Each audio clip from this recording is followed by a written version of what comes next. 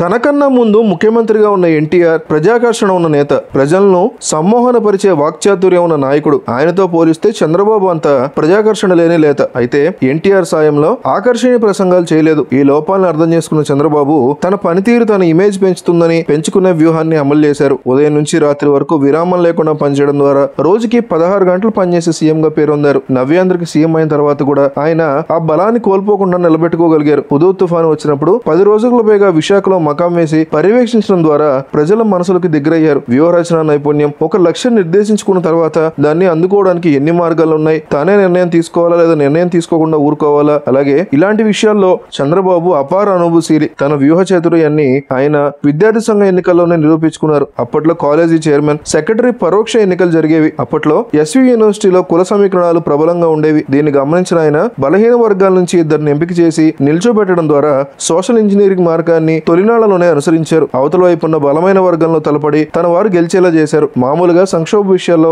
అందరూ బేలగా మారుతారు, కానీ చంద్రబాబు వ్యవహార శైలి మాత్రం అలాంటి సమయంలో మామూలు కన్నా మరింత దృఢంగా మారిపోతుంది. 10 ఏళ్ల పాటు అధికారం లేకుండా పార్టీని నిలబెట్టడంలో ఆయనకు ఉపకరించింది కూడా ఈ దక్షతే, వ్యూహాత్మక వేగం. 1995లో మొదటిసారి సీఎం అయ్యేప్పటికీ చంద్రబాబు జాతీయ స్థాయిలో అంత పేరు ప్రఖ్యాతులు ఉన్న నేత కాదు. టీడీపీలో ఎన్టీఆర్ కి వెన్నంటే ఉండడం ద్వారా కాంగ్రెస్ ఏటల పార్టీల ముఖ్యులతో కొద్దిపాటి సంబంధాలు మాత్రం ఉన్నాయి. కానీ తాను ముఖ్యమంత్రి అయిన తర్వాత అదే ఏడాది జరిగిన లోక్సభ ఎన్నికల్లో ఏ పార్టీకి పూర్తి మెజార్టీ రాని పరిస్థితిని గ్రహించి చాలా వేగంగా దేశవ్యాప్తంగా ప్రాంతీయ పార్టీలు వామపక్షాలని ఒక తాటిపైకి తేవడానికి ప్రయత్నించారు. ఫలితంగా థర్డ్ ఫ్రంట్ ప్రభుత్వం ఏర్పడింది. ఆ ప్రయోగం ఏడాదిన్నరకు మించి నిలవకపోయినా చంద్రబాబుకు జాతీయ స్థాయిలో ఇమేజ్ కల్పించింది. యునైటెడ్ ఫ్రంట్ కి జాతీయ కన్వీనర్ గా వ్యవహరించిన ఆయన తర్వాత 6 ఏళ్ల పాటు ఇండియా కూటమి కూడా జాతీయ కన్వీనర్ గా కొనసాగడానికి ఆ ఇమేజ్ ఉపయోగపడిందని ఆయన స్నేహితుడైనటువంటి మాజీ ఐఏఎస్ అధికారి లక్ష్మీనారాయణ చెప్పారు.